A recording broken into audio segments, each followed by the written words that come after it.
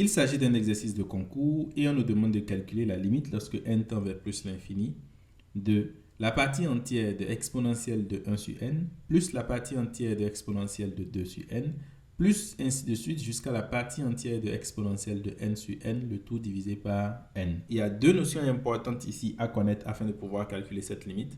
D'abord, il faut comprendre la notion de partie entière et ensuite, il faut connaître la propriété selon laquelle on peut arriver à trouver une limite à partir d'une intégrale. Donc, c'est ce que nous allons essayer de voir ici. D'abord, la partie entière d'un nombre, c'est quoi? C'est le nombre entier relatif qui est juste avant lui. Donc, en d'autres termes, on a toujours cette propriété, partie entière de x qui est inférieure à x, qui est lui-même plus petit que la partie entière de x plus 1. Ici, c'est bien strictement. Donc, si je veux voir quelques exemples, si je veux par exemple la partie entière de 2,3, ça va me donner quoi? Ça donne 2. Si je veux la partie entière de moins 4,2, ça va me donner quoi? Ça va me donner moins 5. Attention, quand c'est négatif, c'est pas moins 4. Voilà. Ceci dit, comment est-ce que je peux utiliser ça ici? Donc, c'est ce que nous allons essayer de voir. Mais avant de parler de cela, il faut d'abord remarquer que notre limite ici, on peut l'écrire sous une forme contractée. Donc, on peut écrire la limite lorsque n tend vers plus l'infini de 1 sur n fois la somme de k allant de 1 jusqu'à n de quoi? De exponentielle en partie entière, bien sûr, de k divisé par n. Et ce qui est important ici, c'est de connaître cette propriété qui nous dit quoi? À chaque fois que je veux calculer la limite lorsque n tend vers plus l'infini de 1 sur n fois la somme de k allant de 1 jusqu'à n de une certaine fonction en a plus b moins a divisé par n fois ensuite k, alors ceci est égal à l'intégrale entre a et b de la fonction simplement. Donc, on peut essayer d'appliquer la même propriété ici en prenant comme fonction f la partie entière de exponentielle de x. Donc, on peut dire que ceci est égal à quoi? L'intégrale entre 0 et 1 de partie entière de exponentielle de x dx. En fait, il faut juste remarquer que k divisé par n qui est ici peut se réécrire comme 0 plus 1 moins 0 divisé par n fois k. Donc, tout marche bien. Super. Donc, finalement, la limite que je veux calculer, c'est juste cette intégrale. Donc, je veux calculer l'intégrale entre 0 et 1 de partie entière de exponentielle de x dx. Comment est-ce que je peux faire ça? Bonne question. Ici, nous avons uniquement exponentielle de x. C'est une fonction qui est assez connue. Donc, je peux par exemple essayer de voir c'est quoi le graphe de la fonction exponentielle sur la partie 0 jusqu'à 1. Donc, en fait, ce qui va se passer, c'est que en 0, j'aurai 1 et en 1, j'aurai donc la valeur de e qui est sensiblement égale à 2,72.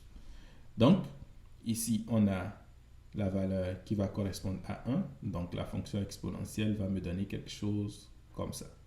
Maintenant, comment est-ce que je trouve la partie entière? C'est ça la question.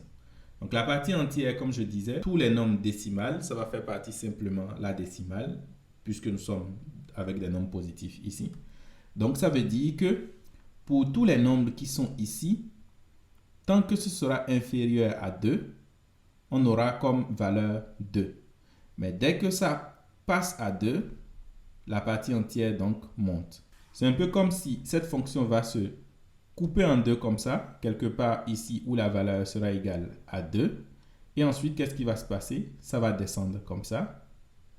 Et donc, lui aussi, il va descendre comme ça.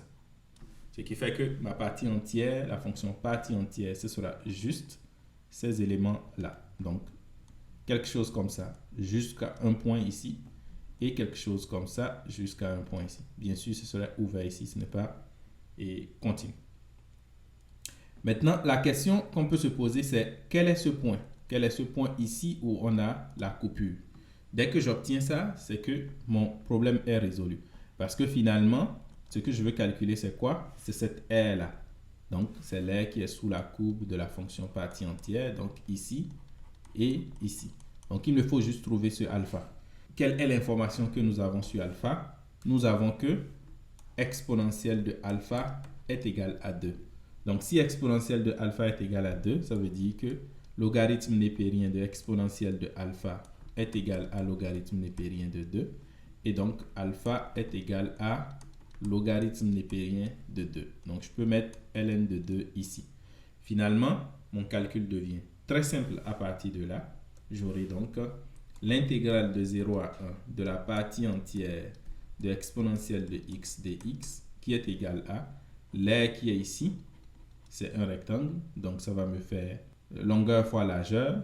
Donc la longueur ici, c'est ln de 2. Donc j'ai ln de 2 multiplié par la largeur ici qui est 1.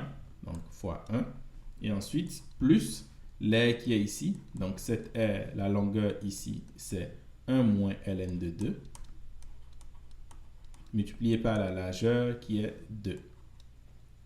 Donc finalement, mon résultat sera 2 moins 2 ln de 2 moins ln de 2, ça fait ln de 2. Ce qui veut dire simplement que la limite que je cherchais, la limite lorsque n tend vers plus l'infini, de la partie entière de exponentielle de 1 sur n plus la partie entière de exponentielle de 2 sur n plus ainsi de suite jusqu'à la partie entière de exponentielle de n sur n divisé par n est simplement égal à 2 moins logarithme népérien de 2.